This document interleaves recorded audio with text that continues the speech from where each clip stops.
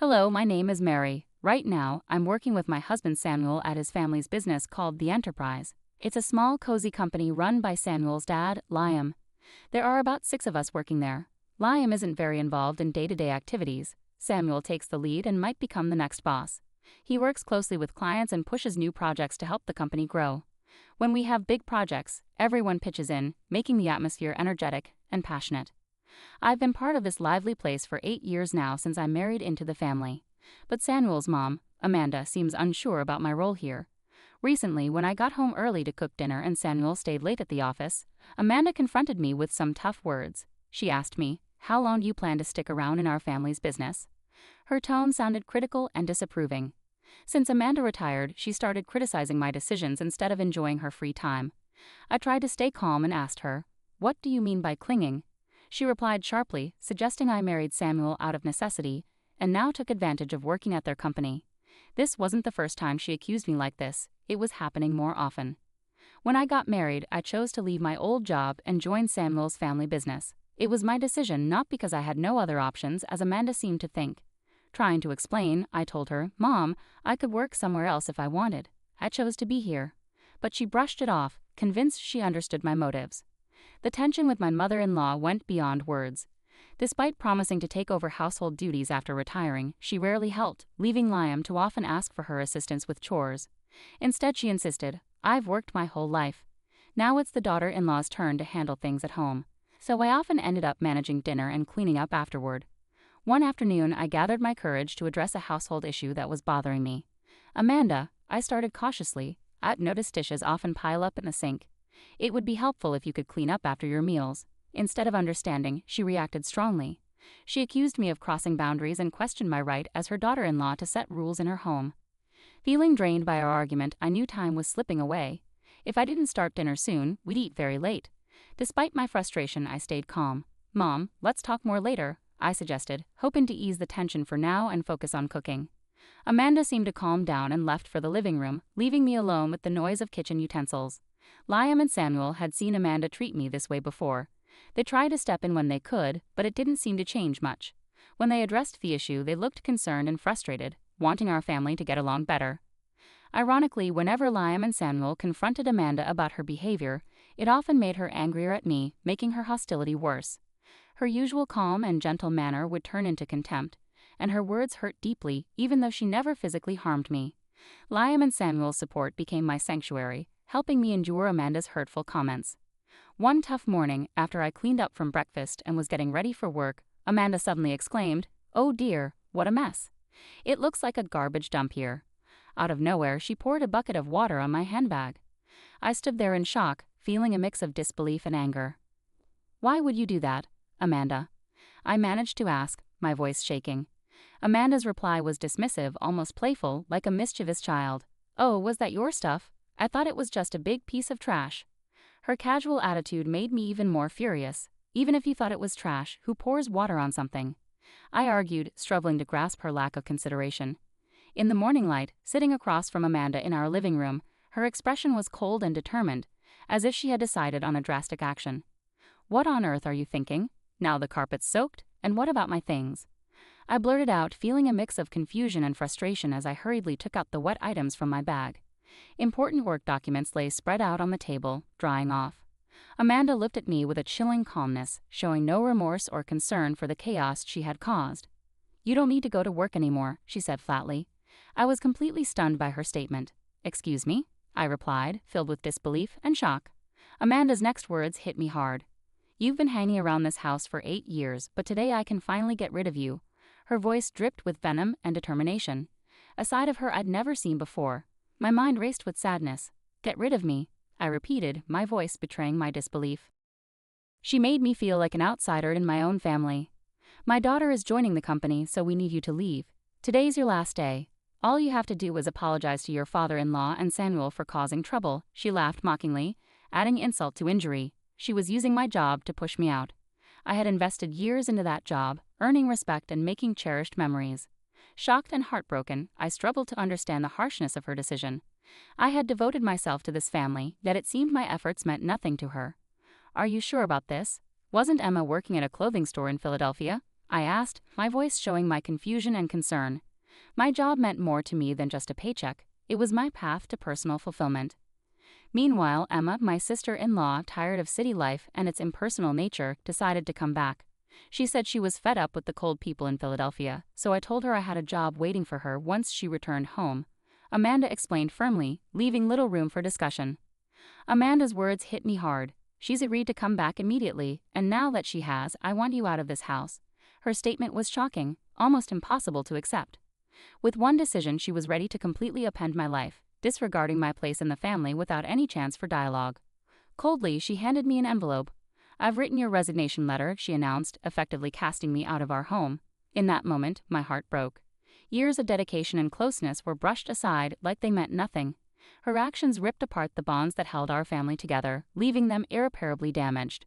With a heavy heart, I walked the short 5 minutes to the company, a route I knew well, but today it felt heavy with emotions. Each step under the cool morning sky carried the weight of the situation unfolding. When I entered the office, I shared with Liam, my father-in-law, and Samuel, my husband. I told them about Amanda's harsh ultimatum. They looked shocked and held back their anger, staying composed despite the turmoil. They cautiously suggested it might be best for me to step back for a while to show Amanda the impact of her demands. This suggestion threw my heart into even more confusion. After years of working hard at our family business, the idea of taking a break longer than the usual holidays like Thanksgiving or Christmas seemed strange and overwhelming. Encouraged by Samuel and Liam's supportive words, "Why not take a step forward and try something new?" I decided to take a short trip. As I packed, my mind raced with thoughts about my life, the decisions I had made, and what lay ahead in the future. Meanwhile, my sister-in-law Emma, who was supposed to take over my role at the company, arrived shockingly late at 2 p.m. Her casual attitude left Samuel and Liam bewildered and frustrated. Despite their attempts to help her understand the business, Emma showed little interest in learning its intricacies. Upon hearing this news, anxiety gripped me about the future of the company. Even as I looked forward to my journey and hoped to avoid another encounter with Amanda, I quickly set off. Watching the landscape change from the train window, I took the opportunity to reflect on my past and present. The journey provided not just physical distance but a chance to breathe and think about what lay ahead for me. As I enjoyed local seafood specialties during my travels, my thoughts frequently turned to my family and our business. I was deep in these reflections on the 5th day of my retreat when my peace was suddenly shattered by a tearful call from Emma. "What's happening?" Mom said it was an easy job, just sitting in a chair, but Samuel and Dad act like I can't do anything right. Emma lamented, clearly frustrated. Her words sounded like they echoed the assurances my mother-in-law had given her, which caught me off guard. Despite the relaxed pace of my days away, I knew it was time to face the reality of the situation. "So Emma, how comfortable are you with computers?" I asked, sensing her hesitation. "Well, I mostly watch videos and play games online," she replied, hinting at her limited technical skills. Curious about her abilities, I asked about her experience with software like Word or Excel. Her confused response surprised me, given her background in the apparel industry in Philadelphia, where tasks like tracking sales and managing inventory would typically require basic computer knowledge. "Can you handle sales calculations or fill out documents?" I questioned further. She confidently said she could manage those tasks, but when I asked, "Can you calculate the correct amount of tax?" her confidence wavered, and she answered uncertainly. This wasn't just about testing Emma's math skills, but about seeing if she could apply them practically in a business context. While Emma had talents in other areas, it was evident she lacked confidence in the specific skills needed for the job. Her discomfort with calculations seemed to be a significant factor in the criticism from Liam and Samuel. It was essential for me to address the motives behind my mother-in-law's efforts to replace me. "Since you're taking over my role, I expect you to handle accounting tasks proficiently. Pay attention to email etiquette. A casual tone suitable for friends isn't appropriate for business. You'll also need to manage staff scheduling. Our team is small, but we prioritize everyone's time off requests, so don't put your convenience over theirs," I told her firmly. As I continued outlining her responsibilities, I could hear Emma crying on the other end of the line. It was a difficult conversation, but necessary for her to understand the reality and expectations of the role she was taking on. But I thought I wouldn't have much to do. Emma abruptly ended the call, clearly overwhelmed by the tasks ahead. I took the chance to explore Philadelphia, the city Emma had left behind. Surprisingly, I found the people there warmer than I expected, a stark contrast to the cold behavior of my mother-in-law Amanda and Emma, who seemed determined to push me away. A week after leaving my job, I returned to my in-laws' house. As soon as I arrived, Amanda confronted me, her face red with anger. "How dare you make my daughter cry? You won't get away with this." she yelled, her eyes filled with fury and confusion. Before she could reach me, Samuel and Liam stepped in to calm her down. Despite their efforts, Amanda's anger didn't subside. Emma's upset because she got in trouble for trying to boss around her employees without knowing how, Samuel explained calmly but firmly, trying to clear up the misunderstanding. Mary hasn't been here for a week, so she couldn't have upset Emma. Emotionally, Amanda shot back, it's all because of her. Mary is the reason for Emma's problems. She accused me without any evidence. Where's Emma anyway? I asked, looking around, but she wasn't there, adding to the confusion. It's strange. Emma doesn't have anywhere else to go since she gave up her apartment in Philadelphia.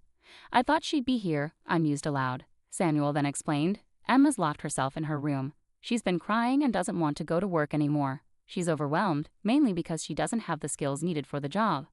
Amanda, still angry, accused me. You've turned Samuel and Liam against me. They wouldn't say the company runs better with you instead of Emma unless you poisoned them against her. Samuel sighed deeply, clearly exhausted from the ongoing family conflict and his efforts to clear up misunderstandings. Mom, he tried to explain again, it might seem surprising, but Mary is exceptional at her job. She's certified in bookkeeping, her administrative skills are top-notch, and she's even fluent in Spanish from studying abroad. She handles all our multilingual communications of the company, he said proudly. Amanda looked surprised, evidently unaware of my qualifications and contributions. That sounds like something from a TV show, she muttered, reflecting on the situation. I remember in college I was so focused on getting certifications and studying that I had little time for socializing or dating. That's when I met Samuel when he visited my company for business, I shared, trying to bridge the gap between misunderstandings and the reality of our lives. Realizing Amanda wasn't interested in my qualifications or past achievements, I refocused the conversation on the present situation. To sum up, I handle a wide range of tasks at the company, from accounting and scheduling to coordinating with other companies and managing employee shifts, I explained, detailing the breadth of my responsibilities. Samuel chimed in, the work environment has improved significantly since you took a step back, Mom. His remark visibly surprised Amanda. Just then, Liam, Samuel's father, interjected with a startling revelation. We're considering closing down the company soon. Emma made a serious error. Instead of completing some crucial documents, she opted to take phone calls because she thought it would be more enjoyable while we were away. She ended up being rude to an important contact from another company, which could have serious consequences. I was shocked, my hand covering my mouth in disbelief. I can't believe Emma would do something like that, I murmured, filled with a sense of disbelief and dread over the potential implications for the company's future. As I pondered over these anxious thoughts, the story took another unexpected twist. When I explained our situation, the president of the other company suggested it might be time to consider merging. He expressed interest in absorbing our family business. Liam continued, revealing the surprising turn of events. This unexpected development brought a glimmer of hope. A merger could stabilize our customer base, a goal Samuel had been tirelessly working towards through his efforts in sales. Samuel and Liam felt relieved by the news, but Amanda had a different reaction. She immediately objected, that's not acceptable. Samuel should be the president. This company belongs to us, doesn't it? He shouldn't just become an employee. Amanda exclaimed passionately, unwilling to entertain the idea of losing the status and control that came with owning the company. Her outburst drew Emma downstairs to see what was happening. Amid the chaos, Liam's calm but firm voice cut through the tension. I am divorcing you. You have resisted change, neglected your duties at home and to the family, and I've learned about your involvement with younger men. I can no longer tolerate this behavior, he declared, shocking everyone present, including Samuel and me. Liam then placed divorce papers and a photo of Amanda with a young man on the table. If you sign these papers now and take your belongings, I won't pursue alimony. Trying to get money from you would be futile, he stated firmly. How can you say that? Haven't I dedicated myself to this household all these years? Amanda protested. Liam countered, have you actually done any real housework in the last 8 years? Spending someone else's money on younger men doesn't count as dedication to this house, his frustration evident in his voice. It was an unprecedented display of firmness from Liam, typically known for his gentle demeanor, as he addressed long-standing family issues. The atmosphere was charged with tension and disbelief as Liam, usually composed and reserved, showed a side of himself that shocked everyone present, especially Emma, who had just entered the room. Her slight trembling betrayed her astonishment and fear at the unfolding scene. Emma, this concerns you too, Liam declared firmly. You returned because you couldn't make it on your own in Philadelphia. Now you're struggling to find a job here, yet you act as if you're above everyone else. You've stopped making an effort altogether, resorting to escapism. It's time for you to leave this house as well. Emma was stunned, her face showing a mix of confusion and denial. "Wait, Dad, maybe Mom has her issues, but I'm still your daughter, right?" She protested desperately, trying to maintain her place in the family. Amanda, hurt by her daughter's words, reacted with shock. "Are you turning against me now, Emma?" she accused, her voice filled with hurt and disbelief as tensions escalated. Liam intervened swiftly to prevent further conflict. "To avoid more trouble, I've arranged for both of you to stay with an acquaintance until you get back on your feet. They'll be here shortly to pick you up. Please gather your essential belongings," he instructed firmly, his tone brooking no argument. With heavy hearts and no other options, Amanda and Emma packed their belongings. Shortly after, an acquaintance of Liam's, who managed a factory with living arrangements, arrived to take them to their new temporary home. Meanwhile, Samuel, Liam, and I seized the opportunity to inform our employees about the upcoming merger of our company with a larger corporation, preparing them for the changes and challenges ahead. Amidst these significant life changes, I discovered that I was pregnant. I shared the joyful news with the president of the acquiring company, who responded with enthusiasm. He assured me they would find a suitable replacement for my role to ensure a smooth transition.